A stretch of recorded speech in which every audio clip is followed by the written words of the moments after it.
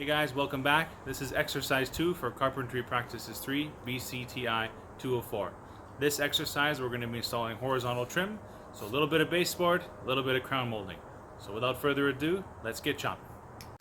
Hey everybody, here's our baseboard and crown molding jig. This is going to be part 1. We're going to be going through the baseboard exercise. So we've got 1, 2, 3 inside 90-degree corners and 2 outside 90-degree corners. First thing I'm going to do when starting our baseboard, I'm going to take the measurement from the inside to the outside here. Okay, it's showing me 5 1/4 inches. So good practice, and this is something that I'm going to be doing today while we're here. I'm going to take some notes and write down these measurements ahead of time. 5 1/4. This one's showing me 11 5/8. 8 5/8. 6 1/2. 8 1/2. 4 3.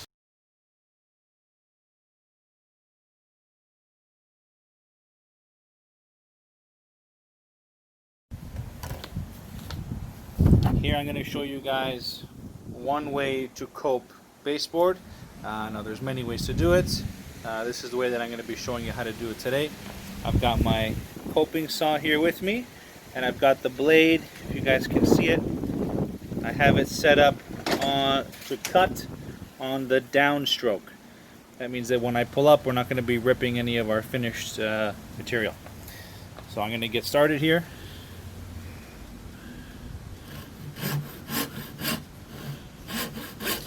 Now you always want to try and do a little bit of a back bevel. So you don't want to cut it perfectly square, but you want to sort of angle a little bit so that when your coped piece meets your piece against the wall, you're not going to have any of that material in the way.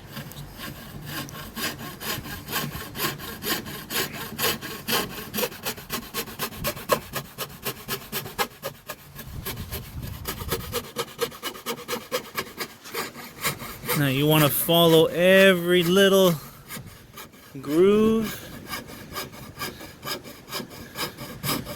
Here I'm going to make a little relief cut, get rid of this guy, and then I'm going to continue my profile.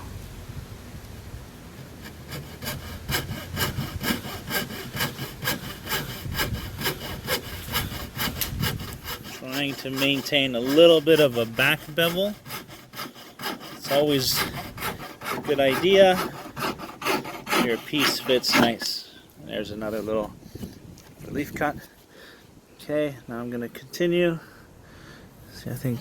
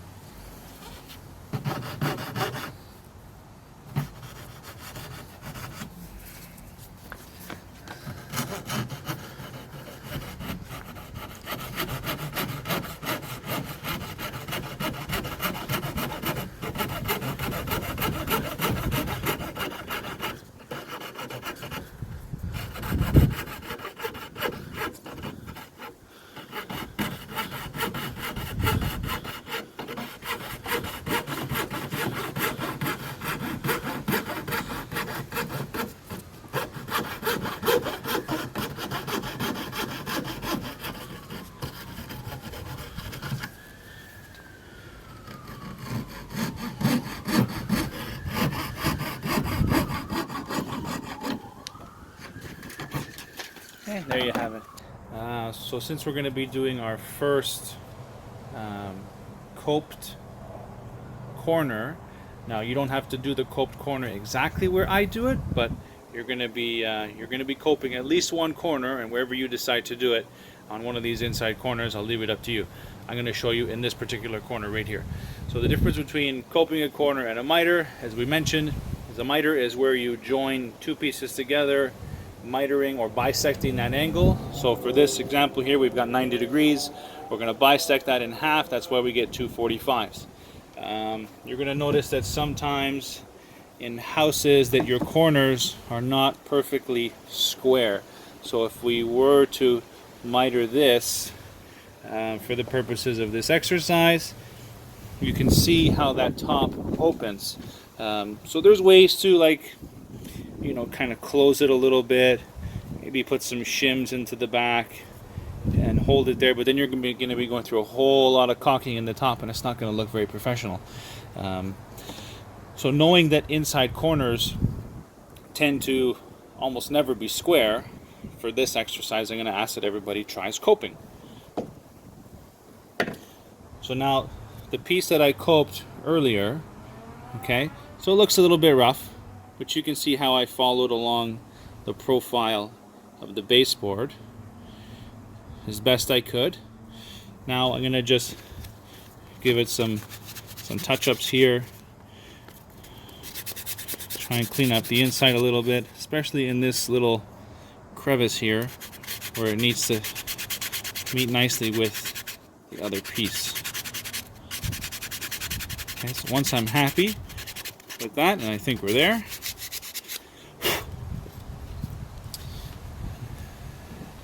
now we're going to put our square piece into the corner, and our coped piece is going to butt up into it. Okay, and there you have it. Look how nice that looks. Okay, so after my coping example, I realized that the piece that I had coped was too short, wasn't going to make it to the corner, so I had to recope another one. No problem. And what I'm going to do is I'm going to measure from the face of this baseboard to the inside corner here, and it's precisely about 11 inches. But what I'm going to do is I'm going to cut it 12 inches, and then I'm going to bring it back.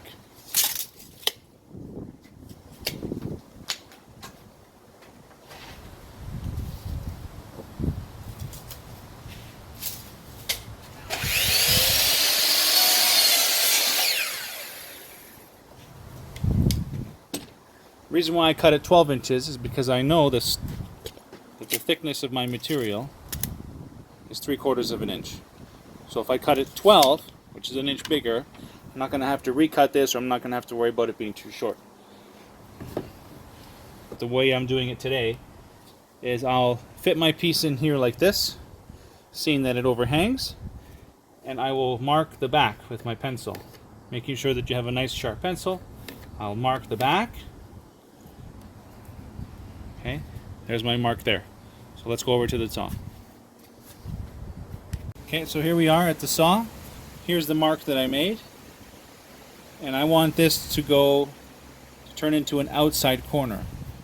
So where this line meets here, I'm gonna just put a little tick over there. You guys see that? And then as a reminder for myself, I put just a line here on an angle. That just tells me that I need to make an outside corner cut that way.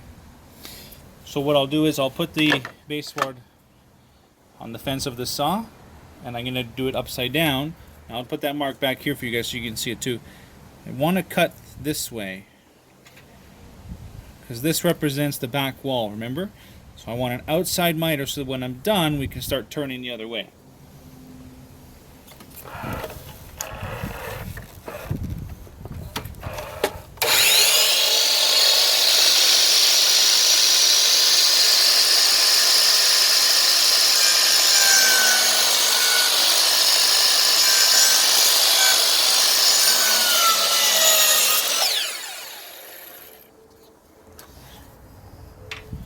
Okay, now we never want to erase the line. We want to be able to see it, because if we hide the line, we never know, we might be too short. So our wall happens to be crooked, as you can see at the bottom. Hey guys, as good practice, it's always a good idea to give yourself an outside corner template and an inside corner template. So on this piece here, I already have an outside corner template that I used in this direction to cut. So now I'm going to roll it over, flip it this way, okay, so that I can have an inside miter. Want to make sure your hands are far enough away, at least 4 inches away, nowhere near the blade. And remember, we don't want to have our blade here before we start the saw. You're going to get kickback, something's going to go flying. It's very dangerous. Don't do it. Keep the saw up in the air, start it, and then bring it down and cut your piece.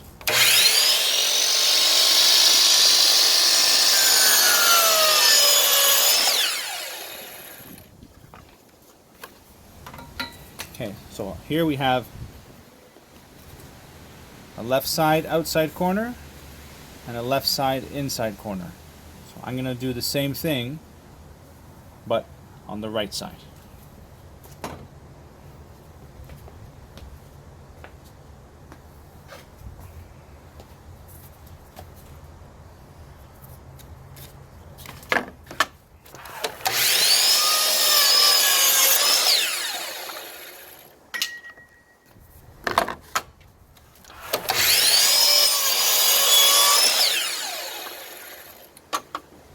Okay, so now this is just my template.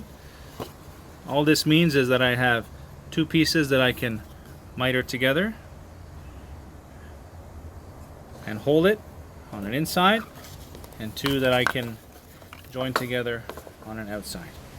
Okay, these are they're just meant to be like a jig, just to help you join your corners before you nail them and you get building.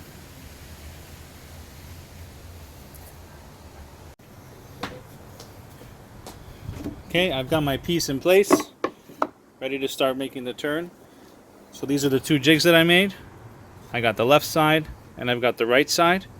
Okay, again, these are temporary and we're only going to use these to help us joining our corners to make sure they line up nicely. So I'm going to use this to make sure here we've cut it right. Seems like we have. So I'm going to leave this one in place. I'm going to take this guy away and I'm going to measure this piece now and cut this one. So now, using the same method we did for this piece, I'm going to take this and leave it here, and I'm going to measure this way. So to the face of the wood here, I've got 8 and 5/8. I'm going to add an inch. We're going to call it 9 and 5/8. I'm going to bring that 9 and 5/8 piece over here with an inside miter on it already and scribe the back with my pencil.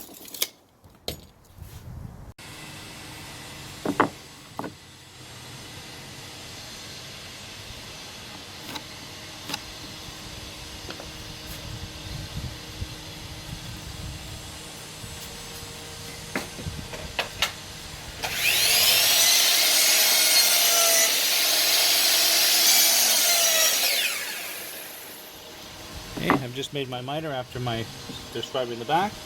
We've got our cope here.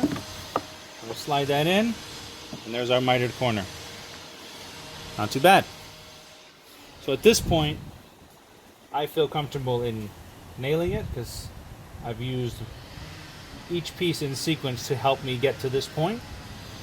Now I just need an inside miter here, overhung, so I can scribe the back and do that miter.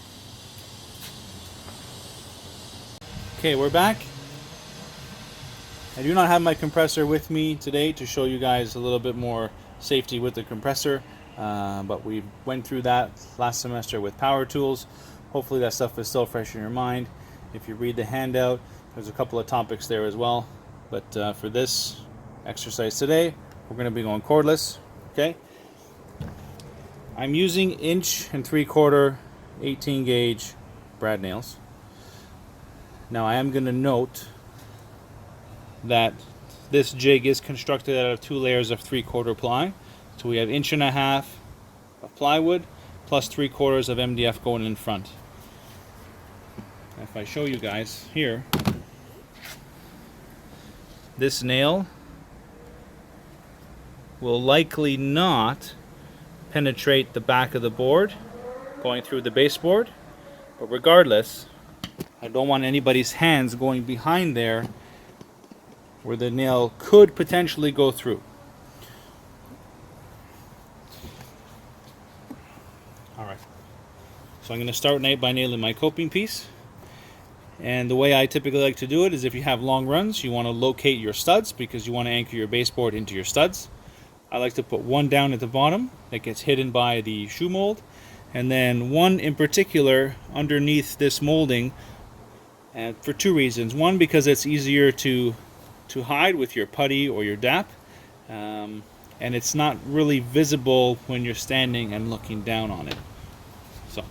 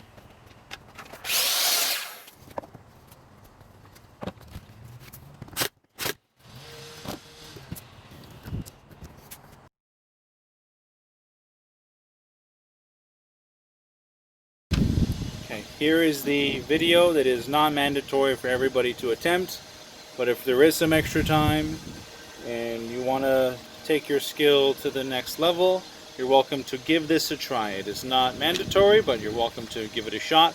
There will not be any bonus marks or any deductions, so this is more just to have a little bit of fun while we're here. So here we go. I've removed the coped piece from here, and I'm going to cut a piece to install back. But what we're going to do is we're going to, we're going to install the baseboard as if we had a staircase involved, or if we were at the top of a landing and we had to go around some nosing or change heights in a floor, for example, whether it's up or down.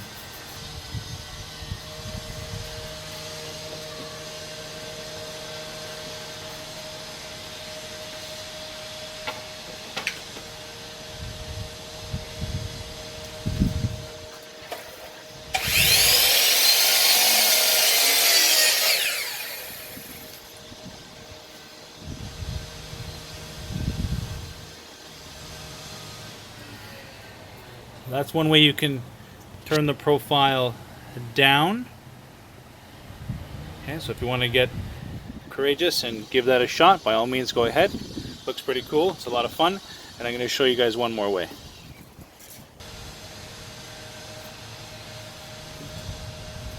This piece here, I've mitered, I've done an outside miter. Can you guys see that?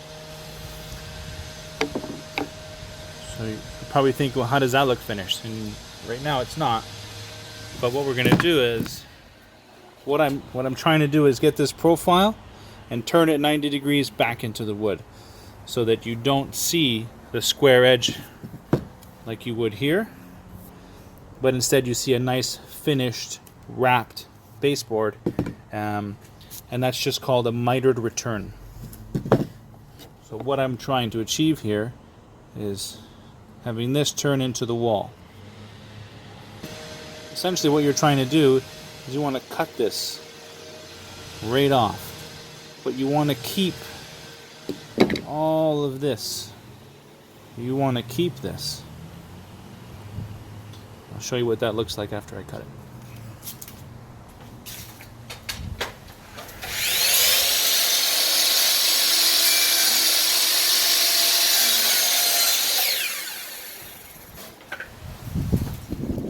Here's that goofy little piece. Now it's square on one side, but then it's mitered on the other. So this is one way to finish or transition when you're at different heights, or you're coming around a staircase, or you just want to have a nice looking return before casing. Here's our little piece. This guy squeezes right in here. And that's it. And look how nicely finished that looks. So now what I would do is I would get some carpenter's glue. I'd put some carpenter's glue here. I'd glue this piece on. I'd wrap a little piece of green tape, stick it in the corner, nail it, and then once the glue dries, cut off your blue tape, sand all your corners, touch it up with your filler and your DAP, and got yourself a nicely finished miter return.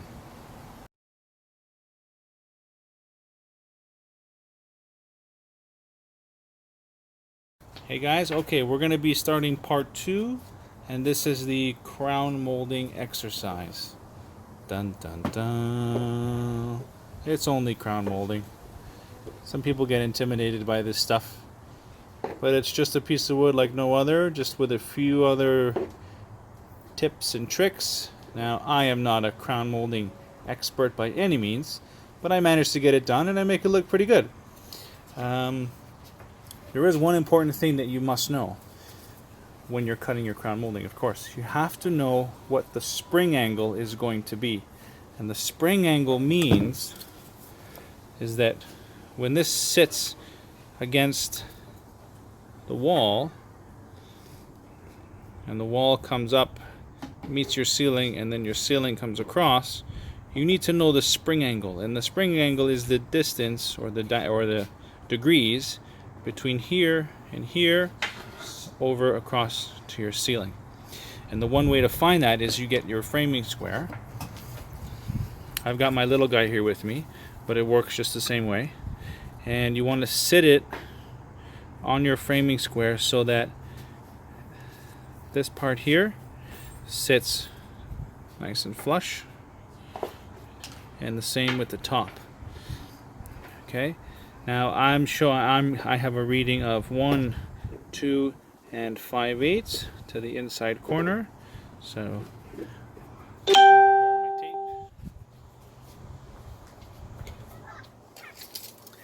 and if I had 2 and 5/8 to the inside corner here, and I have, oh, let's get that back into square. There we go. And I've got 2 and 5/8 to the inside here. That tells me that this is 45-degree crown. Okay. I'll place it here just to show you guys another way. So what you can do is, once it's seated flush over here and flush over here, you can put a pencil line there, pencil line here, and if I have 3 inches there and 3 inches here, that tells us that it's 45-degree crown. Very important to know when you're cutting on the saw. Hey everybody, so here we are at the miter saw, and I'm going to show you, I'm going to explain a couple different ways, a few different ways actually, that you can cut crown, and then I'm going to tell you which way that I prefer to do it for a couple of different reasons. But again, that's just me. There's more than one way to do it, so for today this is the way that it's going to be done. So some carpenters like to hold the crown. Okay, so once we know where our wall and our ceiling is, okay, so if our ceiling is going to be up here, sometimes I'll put a C there for ceiling and a W here for wall, and then we can just swing our miter saw to a 45-degree miter. But what you always want to make sure is this right here. You want to make sure that that is nicely seated against the fence of the saw, and then you can make your miters that way. But you know, to do it this way, I recommend using a slide or a jig of some sort to help hold it so it's not so bouncy. So that's one way to do it. Another way to do it would be, knowing that this is your wall, you could treat this side of the fence just like your wall, and you can hold it here and cut it. But again, you want to make sure that right here it's perfectly flush against the back of your fence.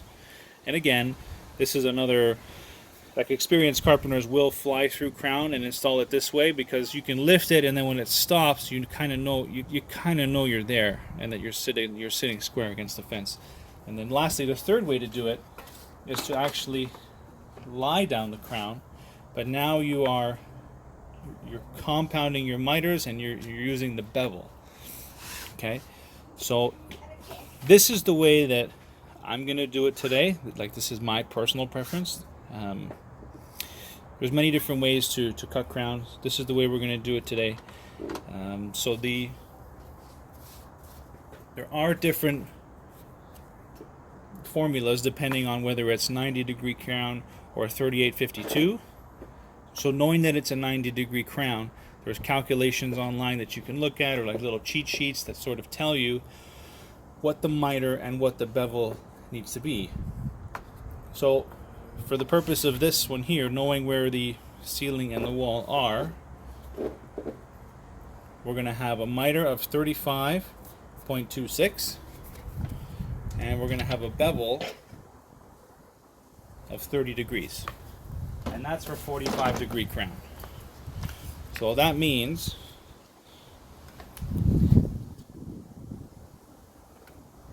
at 35.26, okay, we're going to swing our miter saw. So that's 35. Now in this miter saw in particular, if I want to do custom angles, I have to press, engage this guy, and then I can sort of tweak it over. So 35.26. So to me that says 35.26 is just a knock over, and then we tighten it up. That's the miter. And the bevel, they're asking to be 30 degrees. 30 degrees means that we're going to have to swing the bevel this way till we get to 30 degrees. 30 degrees is right about there, and then we're going to lock it in. Okay guys, we're back. I've cut my first piece. Now I've got 5 1/4 inside here, and it's important to know where your wall and ceiling is going to be, and you need to correspond that with your crown when you're cutting, so you're always cutting the same way. I've got the wall against the back of the saw, I've got the wall against the fence of the saw, and I'm going to keep the wall against the fence of the saw for the duration of this project. You're not going to flip it around because it may confuse things. So I've measured 5 1/4 from here to here, and I've done our miter and bevel flat on the saw, so I'll take you over now to that.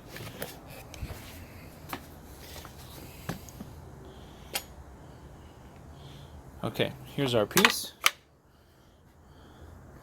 I've got my wall against the fence, 35.2 degrees, more or less, and our 30-degree bevel. So this is a compound miter because we are beveling and mitering at the same time. So that's my starter piece. I've gone ahead and flipped the bevel and the miter the other way to get the second piece that butts into it. Okay, in order to do that, you're going to keep those same numbers in your mind. 35 on the miter, 30 on the bevel, or 35.2, sorry. So we would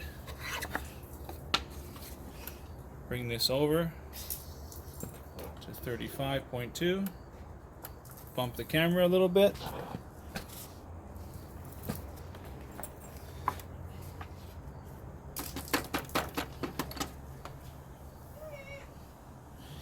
and then we'd have to swing the bevel as well.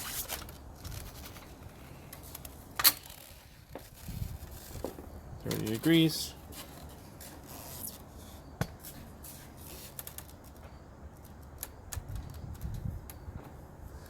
Lock that in, make our cut. Okay, so I've already gone ahead and cut that. So let's go on over to our jig here. So keeping the wall and ceiling in the appropriate direction is very important. So that's our first piece. It's going to be seated over there. This is going to be our second piece. So now if I've done the miters and the compounding of the bevel correctly, these should fit in nicely.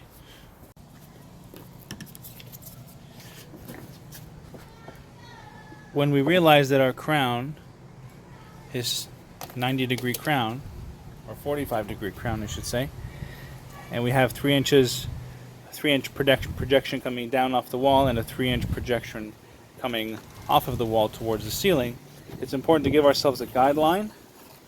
Okay, I've done that on these two sides here. I'm going to go ahead and continue that 3-inch projection line across the ceiling here and across the ceiling here and this little bit over there.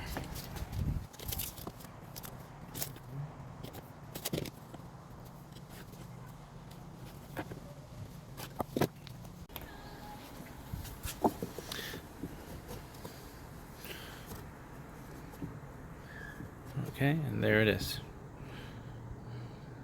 The joint's nice and tight. Okay. So what's going to happen next is I'm going to put a mark right over here where the end of that wall is, And then as a reminder to myself, I'm going to just put a tick this way so that I want an outside miter now.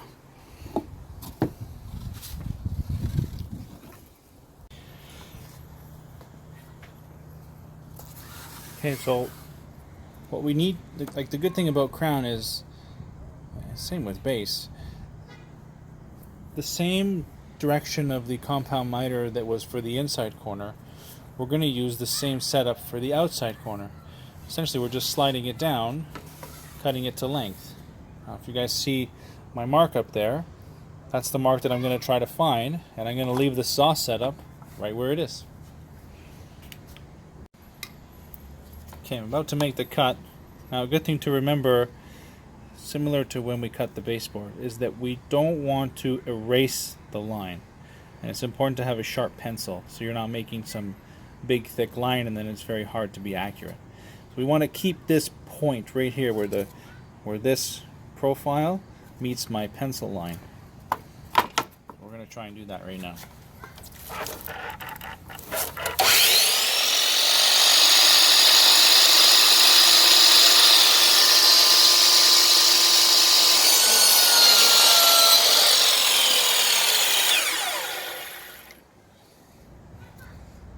So I started and stopped a little bit as I got closer to the line, but I'm not worried about wasting, a 1/4 inch of material here. I'm worried about cutting off too much material here. Okay. Okay, now that I've got these pieces loosely fit into place and I'm happy with them, I'm going to take them off and just put them aside. I'm going to get the rest of my crown molding, and I'm going to seat it on that pencil line that I made down here.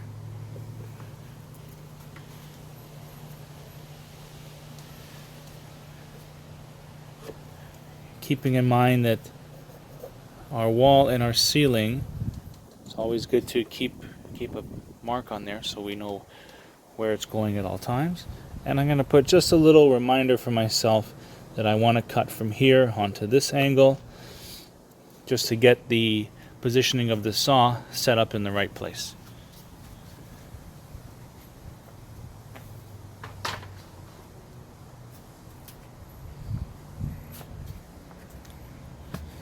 Bring you guys back over. So here is my mark, and as you can see, I've got the saw set up to cut the other way.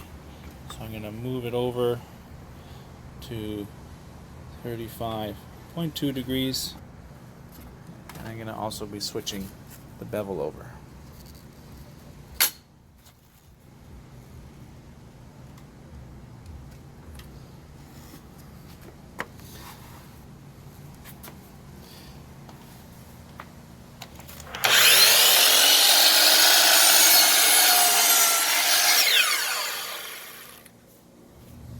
Okay, so wall, ceiling. Let's just transfer that over so we know what's happening. Okay, we're going to bring our piece back here. We're going to line it up on our pencil line here, butt it up against the wall, and then where this wall meets the crown molding, I'm going to put another line here, and just a reminder, directional little line here to give me a reminder which way to cut. These guys, you know what, even the most experienced people I find will do this. Crown molding is not cheap. Nobody wants to waste material, and when you're swinging these angles back and forth, even the greatest carpenters can sometimes forget. So I've made my mark, my little helper. I'm going to come back over to the saw, and it's going to be the same cut.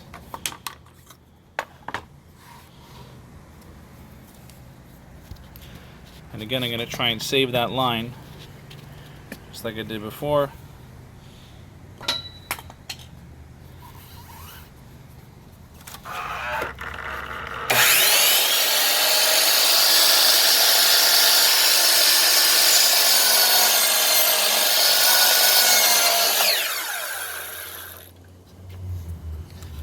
Okay, I still got a little bit to go, so I'm going to just keep tuning it until I get there.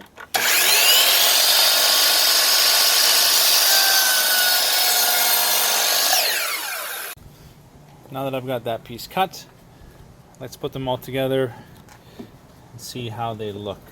I always like to get at least 3 pieces together, especially when doing small work like this, to make sure that they all fit nicely before nailing it.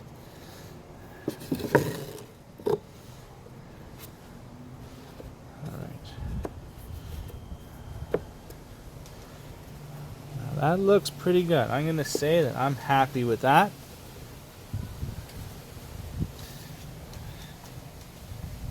Okay. Not too bad. I've got my wall pieces identified. They're always going to be against the wall. Okay. Now it's always good practice to glue your joints. If I had some glue with me here today, I would be putting a nice bead of glue here, rubbing it with my finger so it's touching, so that there's 100% contact on every piece of this cut while joining it with the other piece. Okay, so I'm going to go ahead, nail this guy together, and we'll continue the rest.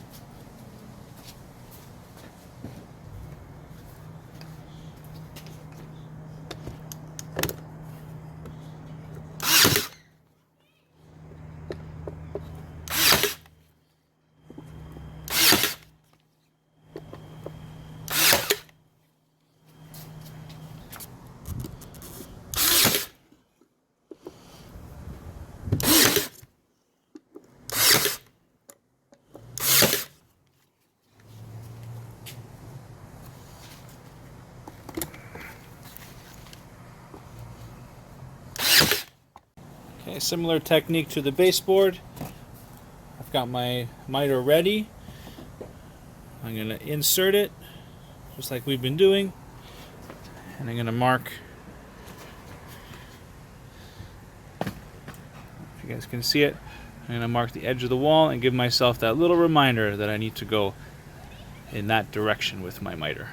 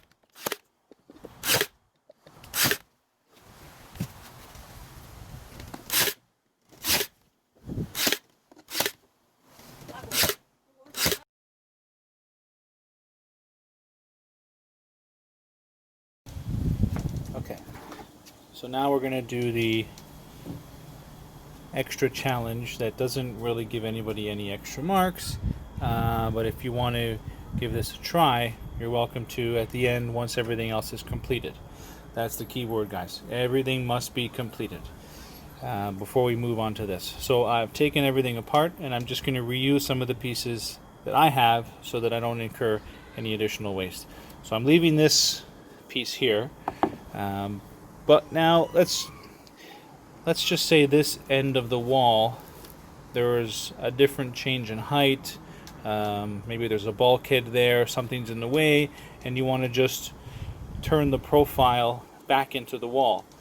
So one way of doing that is so what I'm going to do here, I'm going to get a straight edge. I'm going to put it against this wall, And I'm going to just draw a line right here that tells me the line of the wall beyond here, so that I can intersect that with the crown molding right down there.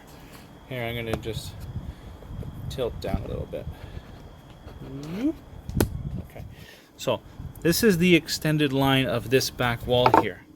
So just to repeat, I put a straight edge, I drew a line, and now I'm going to transmit this onto the front.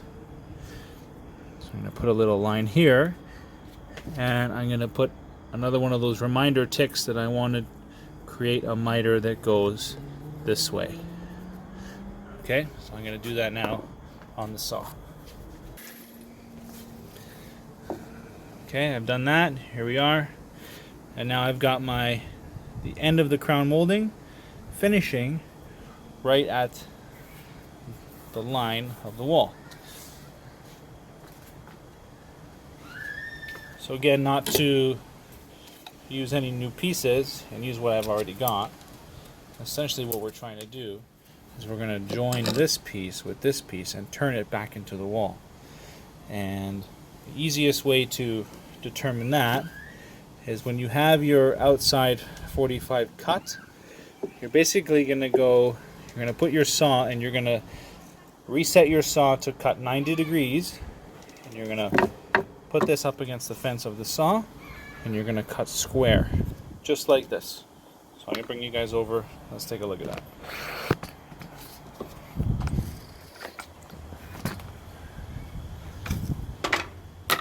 I'm going to set my saw back to 0. That's the miter. I'm going to set my bevel back to 0. Lock it in. Here's my piece with the mark. And I want to keep that mark.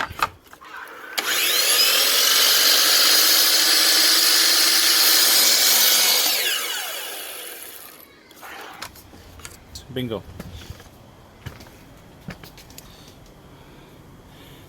Now this is the little guy that's going to sit in here and turn back into the wall. So ladies and gentlemen, what we've done here is we've given the end of the crown molding a finished profiled wrap that goes back into the wall instead of seeing the open cavity. This is how it's finished.